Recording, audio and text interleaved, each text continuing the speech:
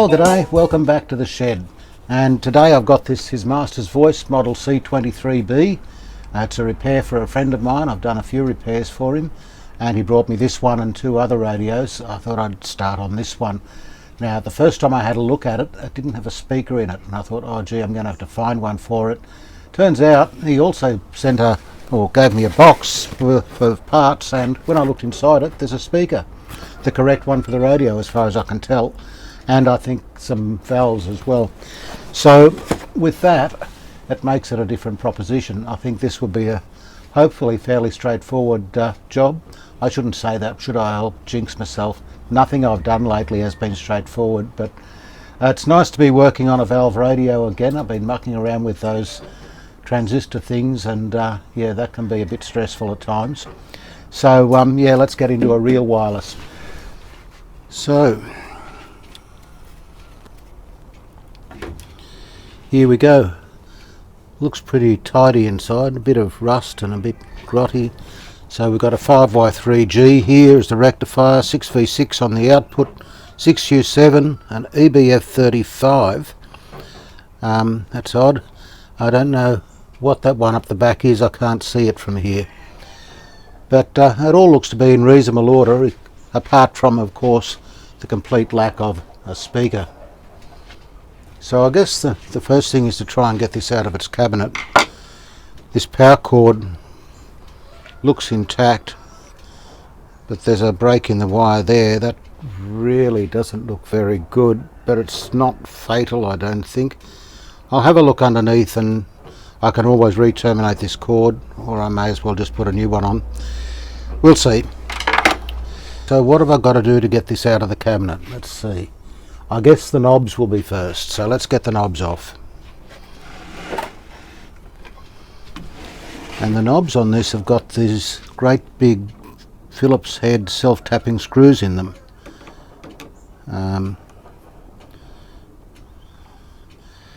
I hope I can find something better than that.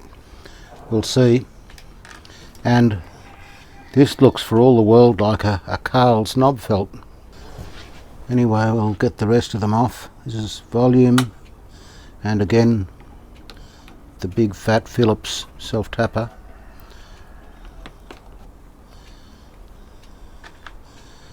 And Graham broadcast, so this is the band switch. It's got shortwave apparently.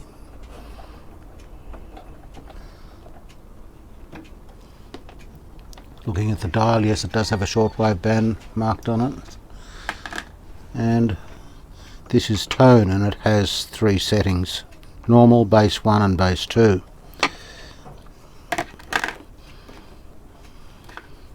And it looks like this little escutcheon just comes off. Okay, that's pretty good nick. It'll probably need to polish up. And it has this piece of paper behind it, which may be original, I don't know. Nope, looks like it's a Woolies bag.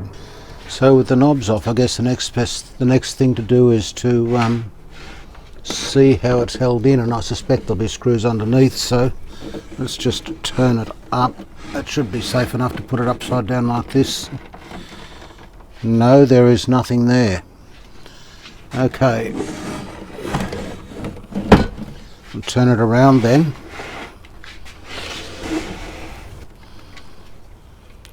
Oh yeah, it's just held on by 2 screws here and 2 screws here by the looks of it. So that looks easy enough. Let's take them out.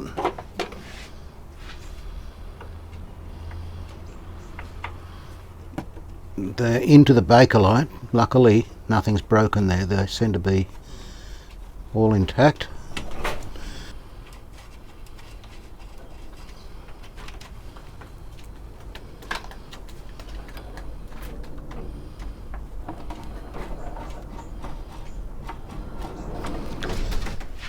So this should be ready to come out. I'm not sure whether the dial comes out with it.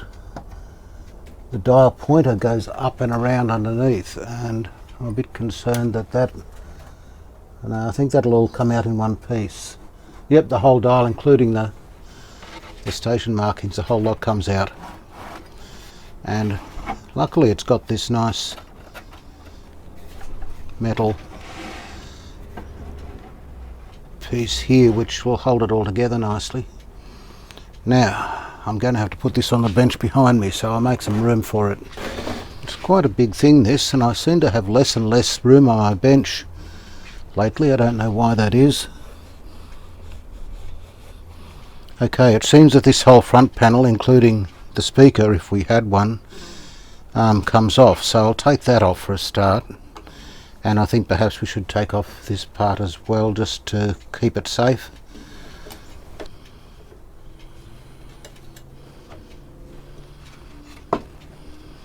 Okay,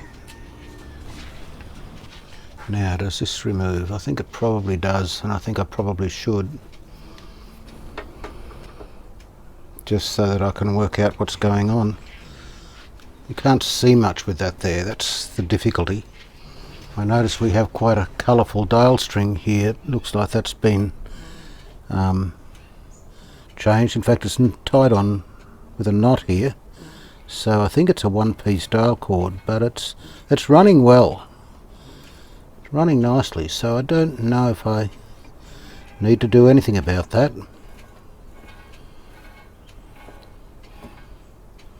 It stops there. That's not the end of the dial. This whole thing is a bit loose. Okay, I'm not going to force it, I don't want to damage anything, but going to the other end,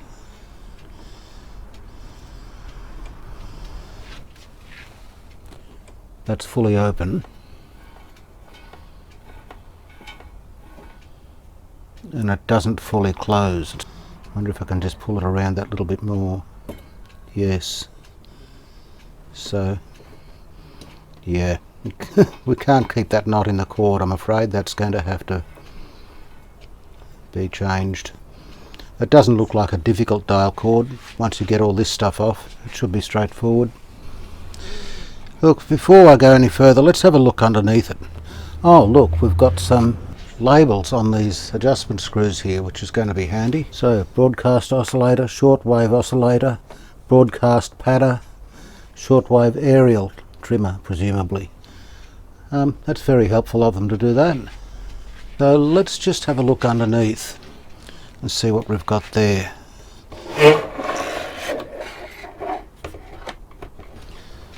Okay, so looking over it, got a couple of big waxes there, 2.25s.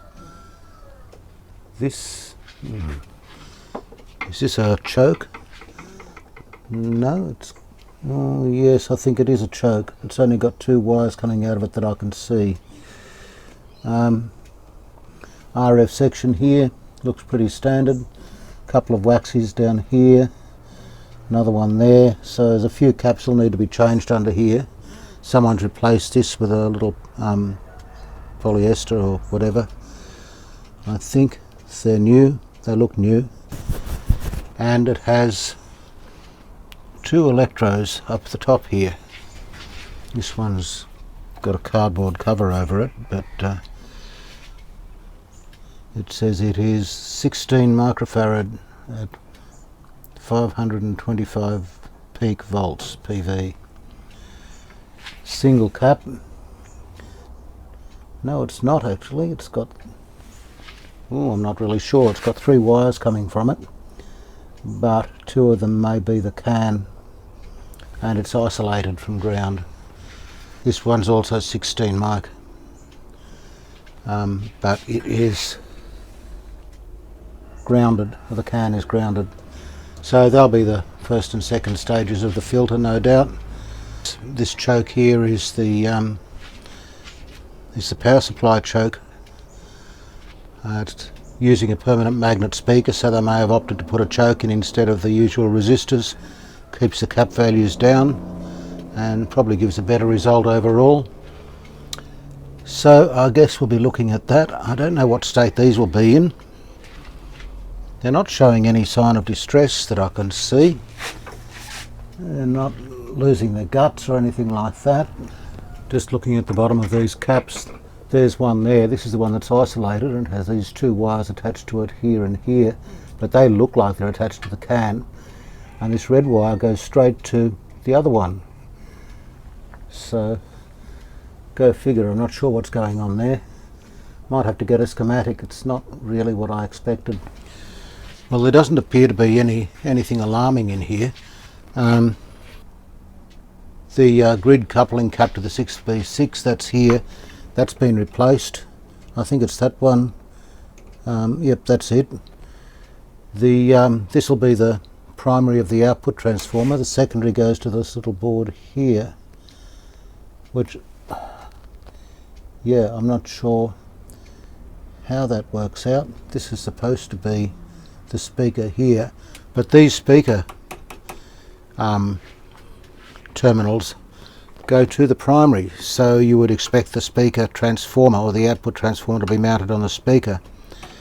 So I don't think we'll be using that. I think what the secondary of the output transformer looks like it's been put in later. In fact, this output transformer looks like it may have been mounted on the chassis later, and that will be the positive, or the active side. The other side, the other secondary, appears to be earthed there, so we can attach a speaker here. Apart from the filter caps, which I don't know much about, they're anyone's guess.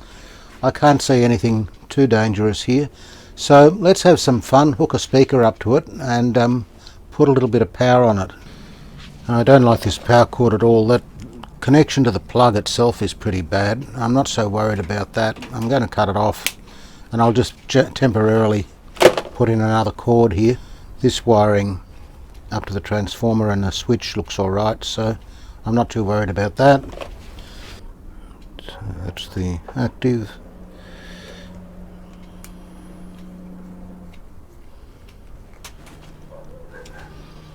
Okay, so just hooking my shop speaker up to this terminal here where it comes out of the output transformer and to ground, and the aerial goes on here. I should be able to put that on outside. Maybe a bit optimistic putting an aerial on it, but you never know your luck. So I'll just run this down here and we'll tip it up, right way up. Now what's holding that? Nothing.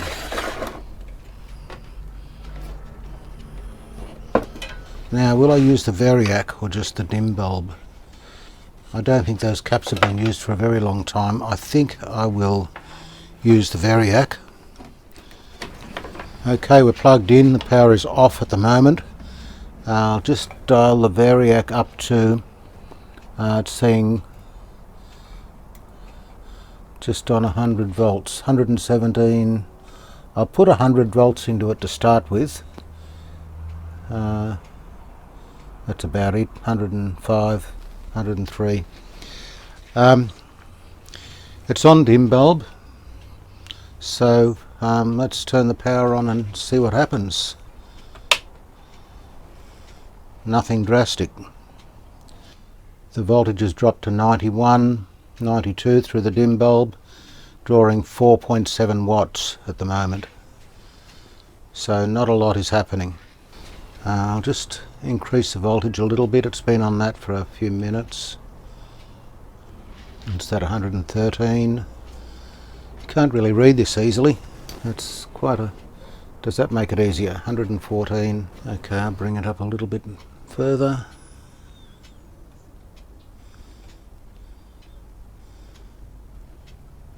$147, 151.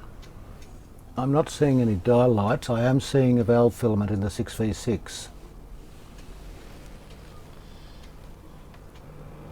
Oh, we have noise.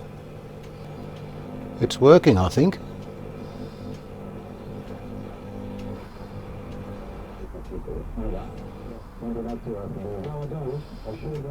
Yeah, we have reception. Not very good, but we're on dim bulb and at a low voltage, so you wouldn't expect much. I'll give it a little bit more. 12, 13 watts.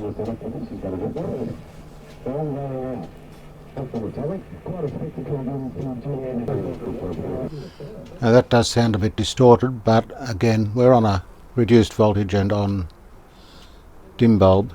Let's give it a little bit more juice. No pink mask this week there. That's another sofa shot. Are you implying that I would wear that or my new friend? Okay, so it's now seeing 194 volts, and yeah, we've got a healthy glow from the dim bulb happening there.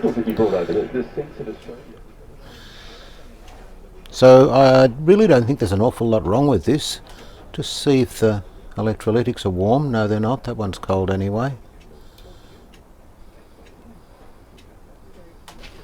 Nevertheless, I'm not going to go off dim bulb at this stage. There doesn't seem to be any point. It's working well. So for general ease of access, and if I'm going to do this dial string, I think I probably need to get this top panel off, and I think the whole lot will come off, probably leaving the dial pointer dangling. Not much I can do about that apart from mark where it was and take it off. And I better tape up these dial lamps too.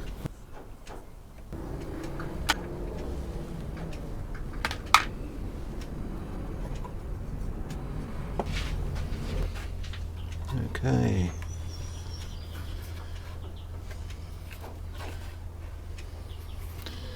Good thing this is plastic. Probably wouldn't have survived this long otherwise. It looks as if this top piece comes off separately, and the dial string actually runs up both sides and carries the needle either side.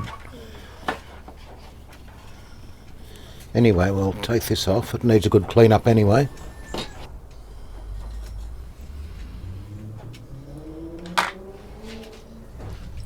And this appears symmetrical, but it's not quite, because there's a little stand-up piece bent up at the back of it.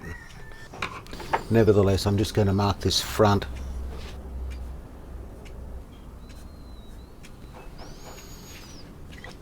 Now this should just lift off.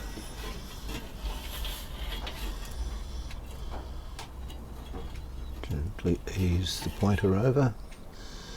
And there we go.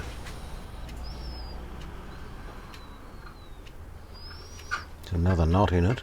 It looks like it's been repaired a few times. Now it does look as if this has two separate strings on it, one to drive the drum and one to drive the pointer. I hope so. We've got two springs, two anchor points. So tracing this one, okay, so it goes off the drum here, around the dial roller coaster and back onto the drum here. So this one I think just goes around the spindle. I'll take it off anyway because it's not doing us much good where it is, and this knot is yeah, a bit of a worry. It will go through, however, or maybe not. Yes, it's caught on something. So it goes around only once and back down here. Yeah. So really we just need to replace this actually quite short run. Now the spring went on there.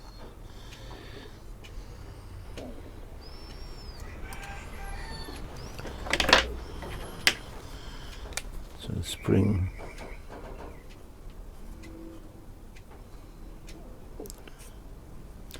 and the loop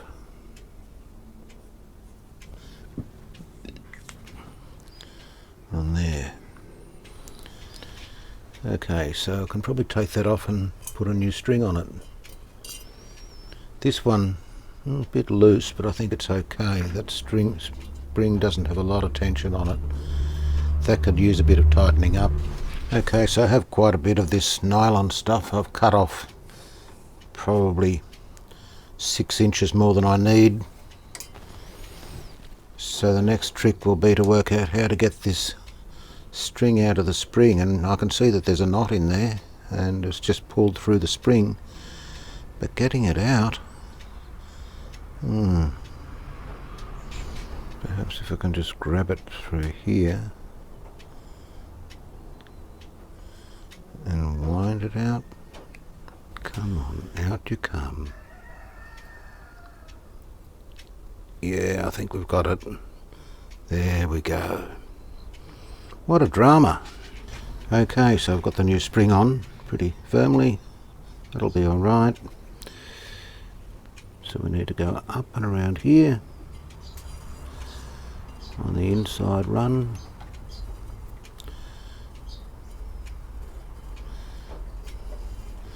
Let's pull that through till the spring can be put on.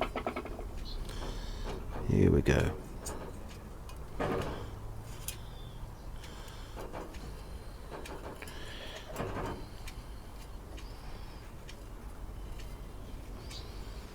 And that will go back around to there after looping around the spindle. Now,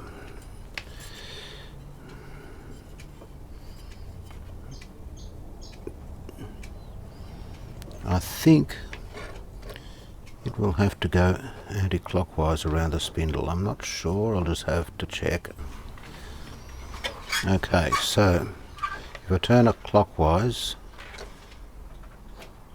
if I turn it anti-clockwise, the needle moves right. That's not how we want it. Okay, other way then.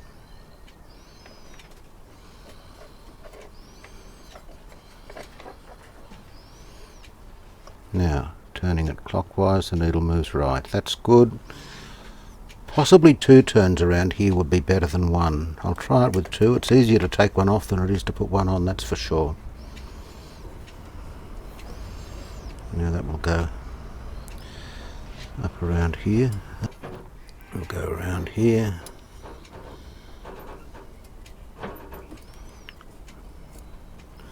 And back in there.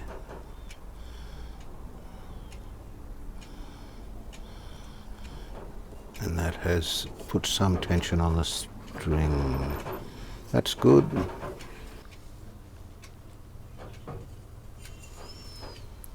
And there, so we want the loop to be about there. Now there's this metal loop on the end of the other one. I guess I'll still use that. Okay, I think that's basically where I want the loop to be. That'll put a bit of tension on the spring, hopefully not too much, so tie it off there. Not going to rely on just crimping this, it'll probably pull through, even if I put a knot on the end. I'm at least going to do one hitch around it.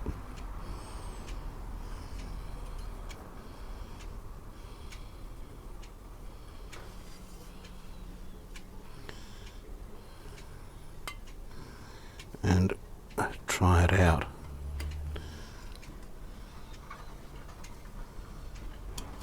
There. Okay.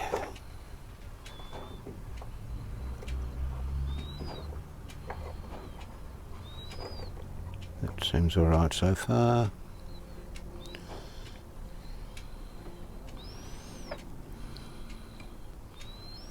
And yeah, I'll just take that tape off now. That seems to go all right. And we stop about 35 millimeters from this end. Yeah, that's about 35.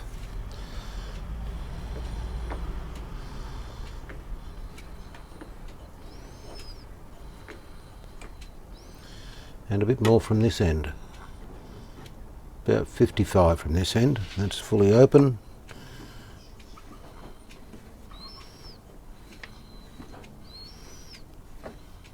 And that's fully closed. So this probably needs a bit of adjusting. So I've put the top back on. I tightened the upper cord up a little bit by tying a single knot in the end here, and that seems to be all it needed. And it seems to be running through quite well now. And I haven't tried to exactly center it yet. It's close. Well, it's not that close.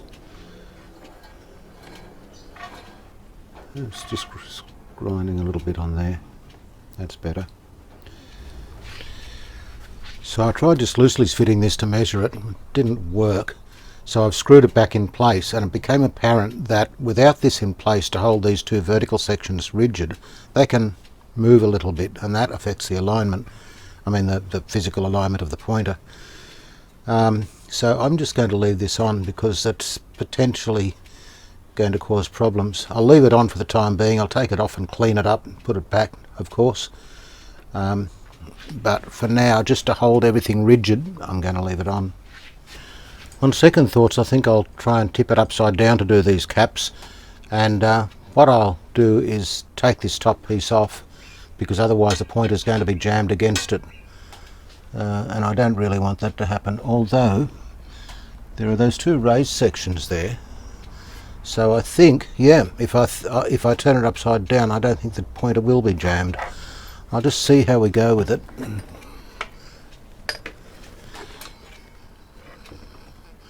Yes, so the pointer's not being stuck or damaged or anything like that.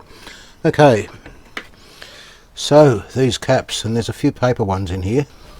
Okay, well I guess I'll get started on these 0.25s, I guess because they're easy to get at. And I'm going to use pigtails on these, I think. Now,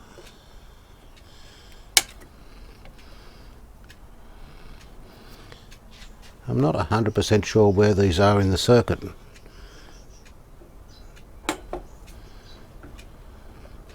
But you can bet they're leaky. They always are. We just need to clean these up a little bit. In fact, I'll get a pigtail onto them, alright, yep. Just scraping the wax off for a start, and then I'll clean them off with something else. I have this resistor across them, which is, what, 50k? I'll just see how it measures.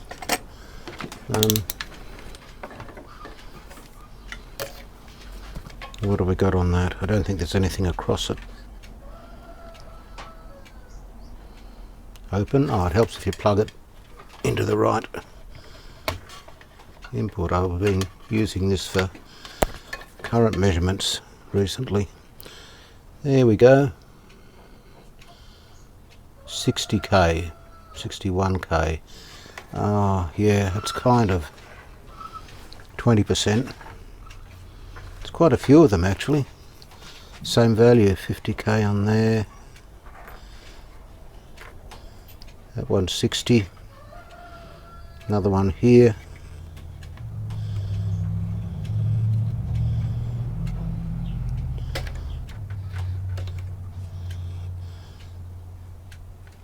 That one's reading 37, but it's got something across it in circuit, so can't take any notice of that.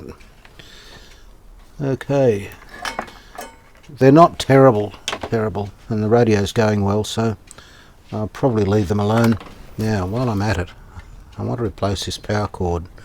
I may as well do it now, save mucking around later.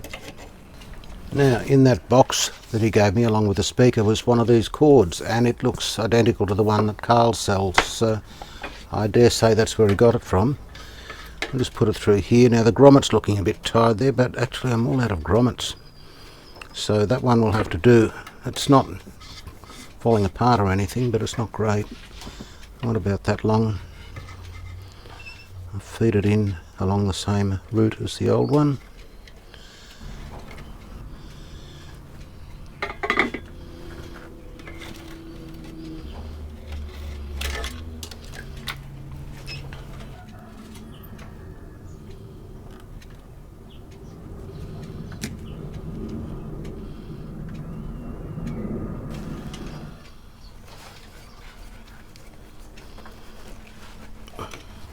Okay, now I'll just find a point to earth this.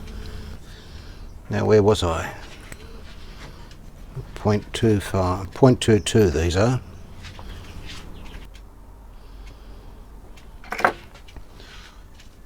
Alright, let's just see how this fits. There we go, that's not too bad.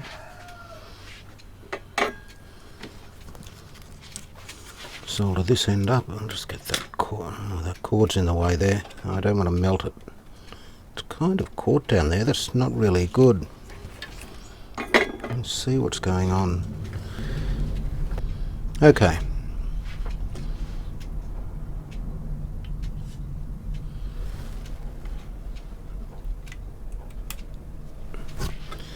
Let's get him in.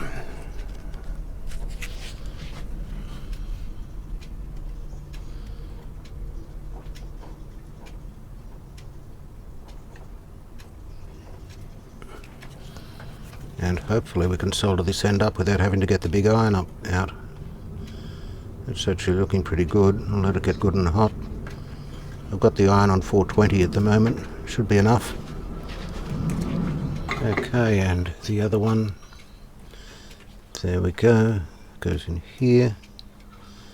And on there.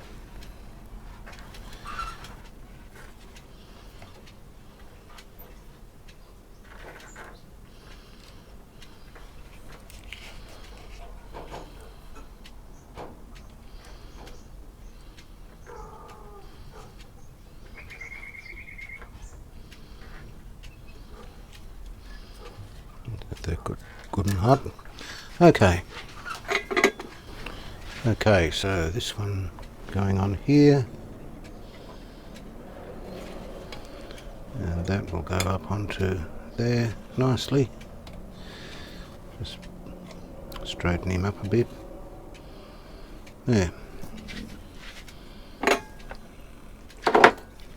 And put a bit of flux on these just to help things along a bit.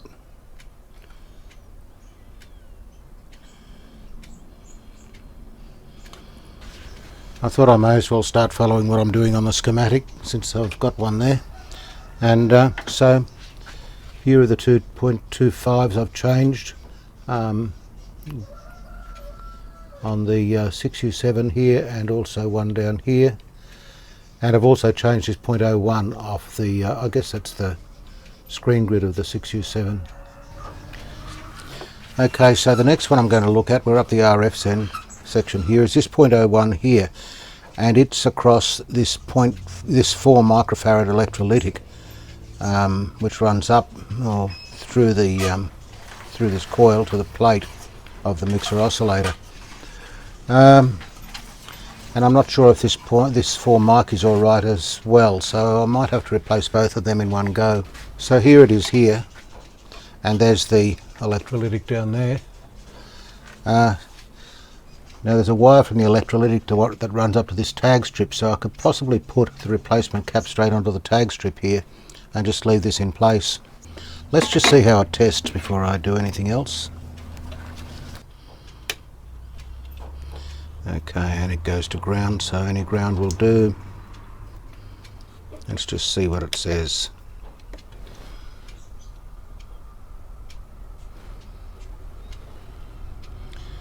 7.556 nanofarads, so 1, 2, 3, 7.5 UF. It's supposed to be a 4, so it's high. Okay, so I've replaced that with a 4.7 mic at 450 volts. That should be fine. Straight onto the tag strip to ground there. So that's, I suppose, neat enough. It's a bit awkward, but there you go. Now I'll put the mic on. Now the next thing is this great big waxy thing here. It's quite cracked, and these don't have a great reputation for lasting a long time, so let's just have it out. I've got no idea of the value, I can't see anything on it, so we'll just have to see. There we go, the big iron does it every time. See if I can see a value on it somewhere. Yeah, no sign of a value that I can read. Alright, so this goes to a brown, black and green, so that'll be 1 meg resistor to ground. It's also got a 2 meg either side of it. And where do they go to? That goes to another unknown cap, which isn't very helpful. That red that 1 meg there goes to pin 1, 2, 3, 4, 5, 6. Pin 6 of the EFB35, so I can look that up. Well, that's taken care of virtually all the paper caps. I've left this one in here because it measures okay, and it's on the tone control. Doesn't have any significant voltage on it, it's just audio. So I'm leaving it alone. The elephant in the room, of course, is the filter caps, and they are here and here. We have these 2 electrolytics, and they're a little bit unusual in that the 2 positives are joined together. The negative, the can of this one over here, goes to ground. The can of this one goes to the centre tap. And I've seen this in HMV sets before. The one I've got, the console radio I've got in my living room, has the same thing except with a speaker coil. The caps are actually mounted on the speaker coil, and effectively the filter sits across between ground and the centre tap. So I made up this little setup here. We have the 2 positives joined together with this red wire. The negative of this one comes up and goes to ground, and this one here will go to the centre tap. So that will effectively replicate what we've got there. So here we have the filter caps in place, mounted on this tag strip here.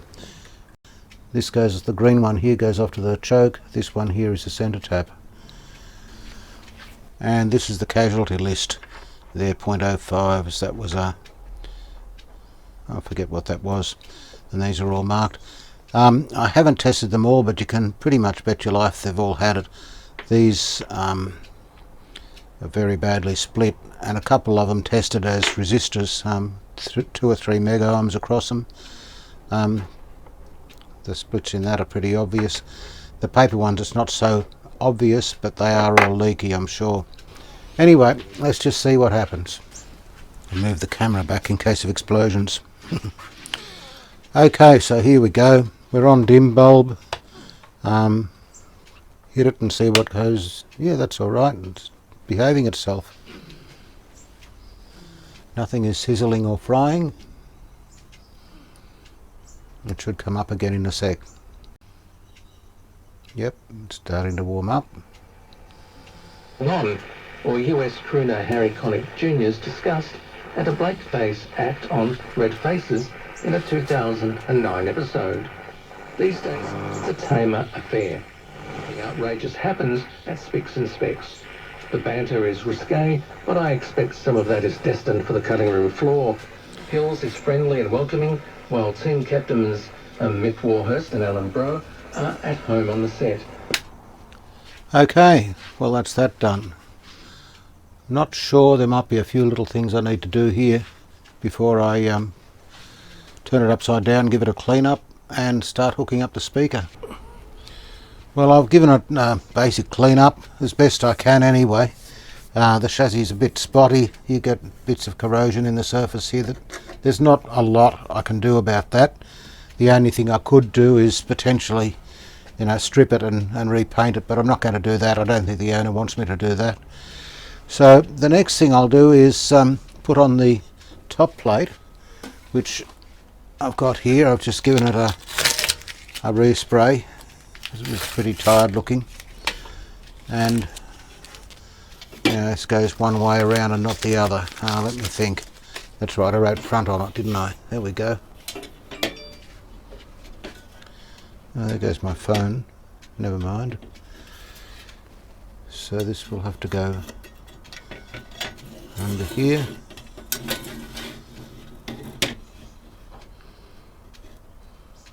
And about there. Oh, that's not quite right. That goes underneath there. So move it along a bit.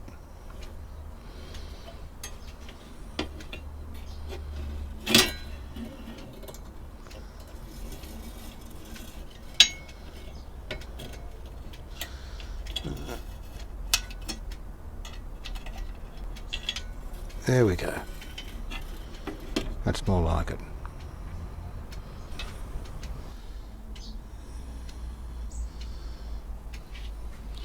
Okay, I'll put the screws in loosely and just run it through, see how it goes.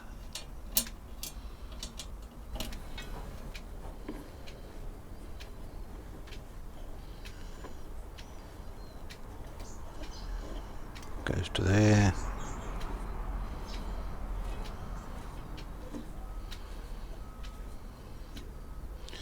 Goes to there and stops. So that's not scraping or doing anything silly, so I'll put the rest of the screws in.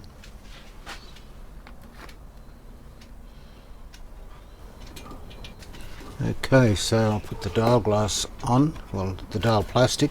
I've given it a bit of a polish up with Brasso. It was pretty good. It cleaned it up a little bit though. So that will sit there, obviously flush against the sides. And I did come up with a service manual for this on Kevin Chant's website. Thanks again, Kevin. He does it again. And it has a little S. I don't know if you can see that there, right on the end of the dial. And that is the setting mark. That's where you set the pointer to. So we'll see how we go. Oh, not quite. It's a little bit off. The easiest way to do that is going to be to move the dial drum on the spindle. So I'll just do that. I'll loosen it off a little bit.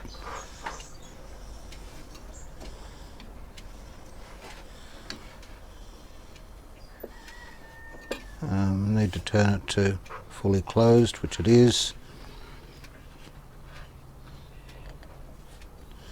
And just pull it along until it lines up. There we go. Then we can see if it needs an RF alignment. I don't know if it will. It is performing really well. I doubt if it needs an IF alignment. But we'll see.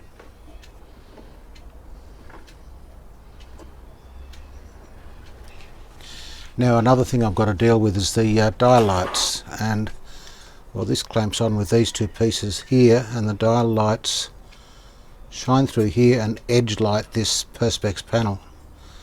So I'll have to get them sorted out somehow. I think these two pieces are identical. There's one on either side, and yes, they look symmetrical to me. Alright, so I'll screw them in and see if I can get some dial lights happening. There was nothing coming out of these globes. I think they're probably blown, or they may just be dirty, I don't know.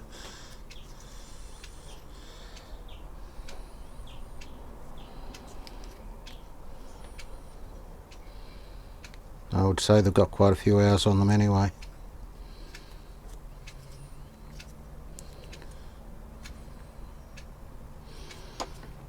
Alright, so which screws went in where?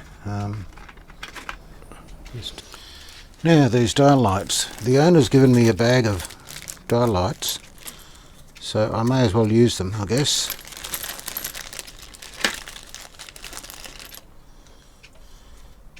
Assuming that they will go in. Okay. Sometimes you have problems with the thread on the new ones, but in this case, nope, they're fine. So that should be alright. I'll just put some power on it and see if it works. No.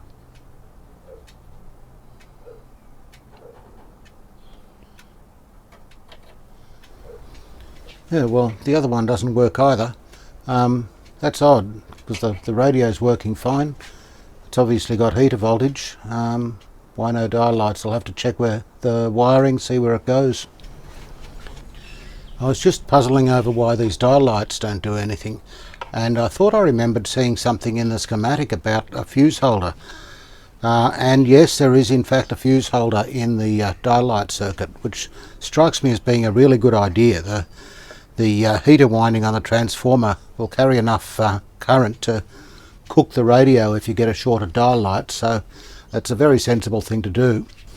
Now here's where it goes. We've just got this little tag strip brought out to the top of the chassis here, and the fuse presumably connects across there. There's no fuse holder present though. There is an empty screw hole there.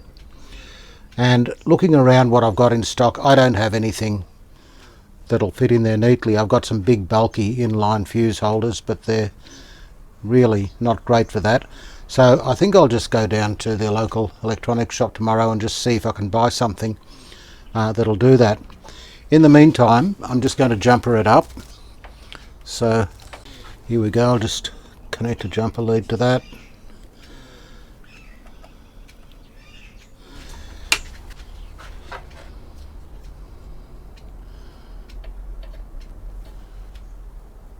Yep, there we go.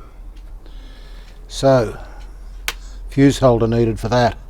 The other thing I totally forgot about is the speaker, and it's not going to go very well without that. Now the speaker mounts straight to this wooden front panel with the grill cloth on it. I'm not sure about that grill cloth, but I don't really have anything better, so I'll put it back in for now. If the owner wants me to find a replacement, I can do that. Here's the speaker that came with it, and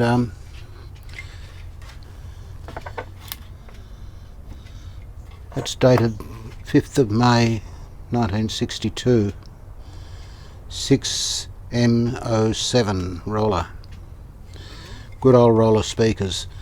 These will do, I think. They're Phillips head, which I don't like, but I don't have any flat-headed ones that will fit.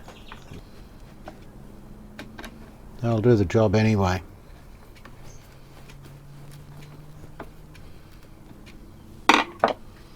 Now, just pull the wires out. Just give that a quick clean up. Okay, so this will just screw in here.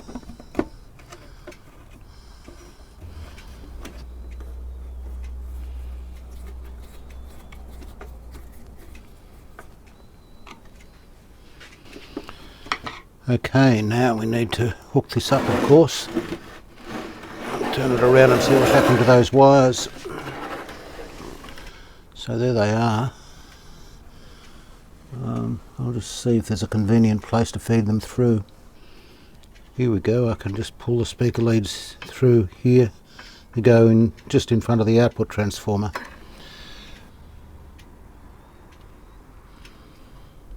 Yeah, it should be okay.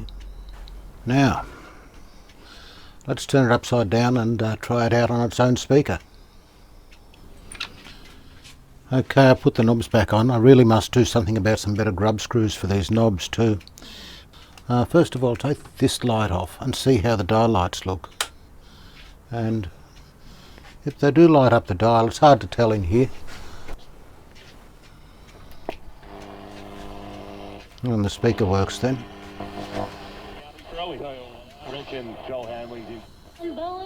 Head down, she shook her fist as all girls should to the wicked wind. Blues toward the outer side. Mackay, but Wicks comes the other way, brought down by Mackay, a much smaller body, and it goes out. Freedom's child, so Martha Hayes, Martha Hayes, I don't know what this is. To him, strongly as well. Oh, dangerous kick from Mackay. Around. Oh my God. That will be Radio National. Yeah, we've got kilohertz along the top here, I didn't realise. So 720 should be about there. That'll be the football for sure.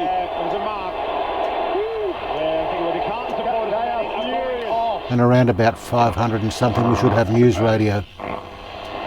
It's been tracked. I think it was recently that we figured out that it was going to come back into Earth's atmosphere. That will be it.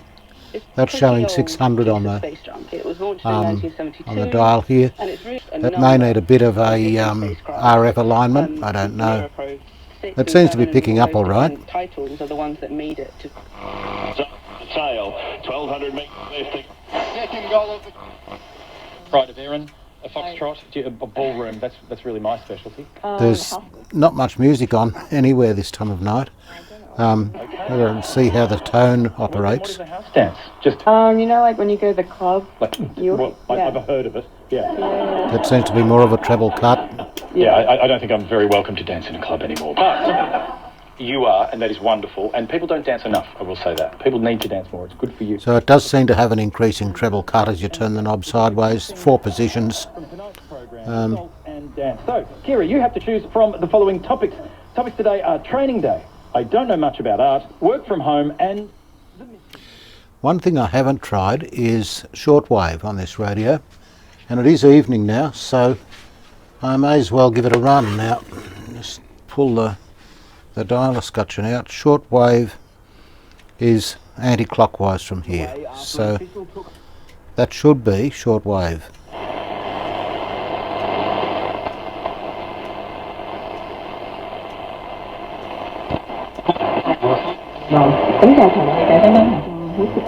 Well, at least it's working.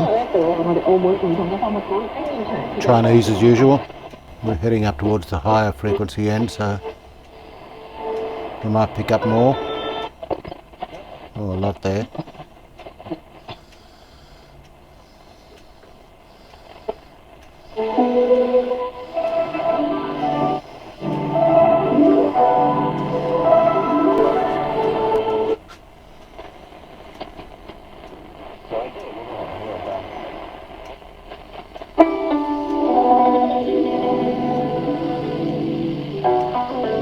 That's nice and clear.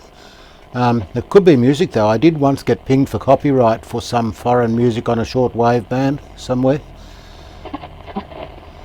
Project participants during the operation of this.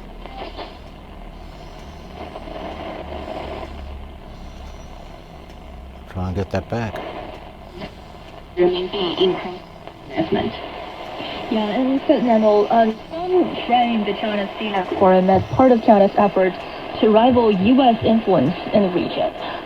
What do you think China is ultimately seeking? So that's about 115 megacycles by the dial. Sorts of economic cooperation.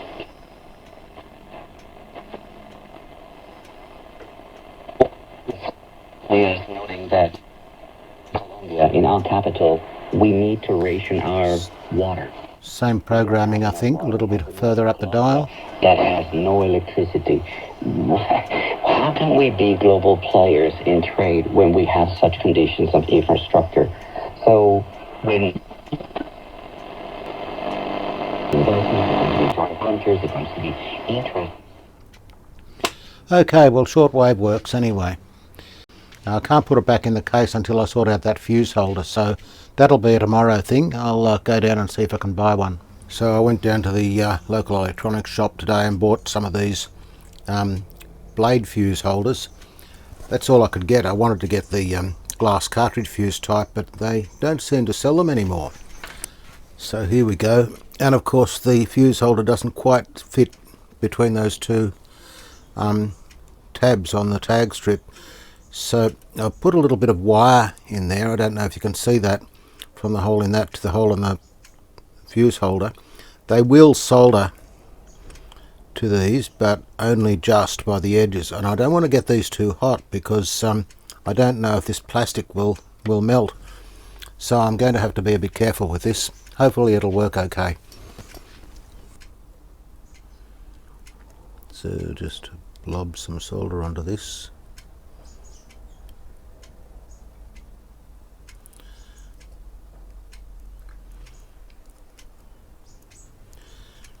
And the same on the other side. As I said, I'm a bit worried about getting it too hot.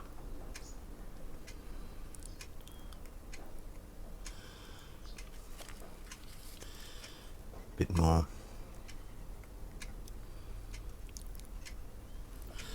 Alright, let's see how that goes. So the dial lamps pull 0.309 amps when they're operating, so a 1 amp fuse should be fine for that.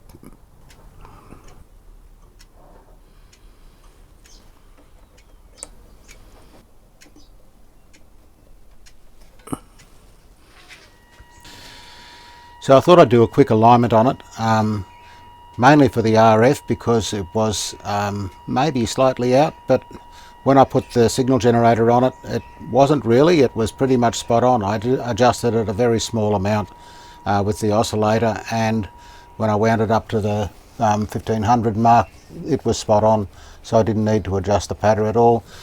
The IF alignment, I did a quick one, but I got nothing out of it. It was already peaked, couldn't get it any better. So that may have been a waste of time, but it's good to know that it's right. Just like that.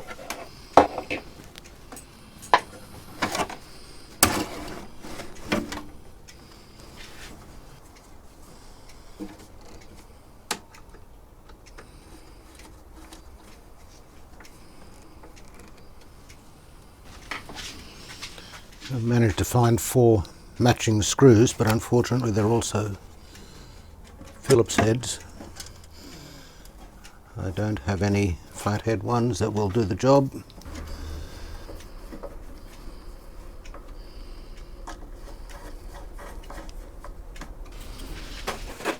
Now this came with this piece of crinkled paper behind the dial. I think we'll lose that. I could make up another one, but I think it looks okay without it, to be honest. It was probably not intended to be there. You can read the writing quite well, and the knobs will go just fine over that. I did manage to get some slightly better screws for these. They're just a little bit shorter. They're not the correct ones, whatever the correct ones may have been. And that really would be better going on from underneath, because you never turn it upwards.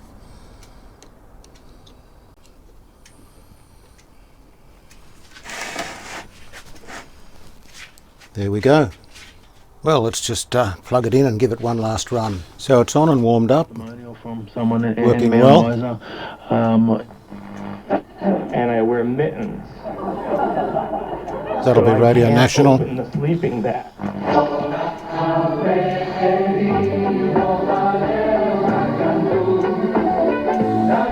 Okay, don't know what that is. However, entry into writing as a journalist did not bring the same success.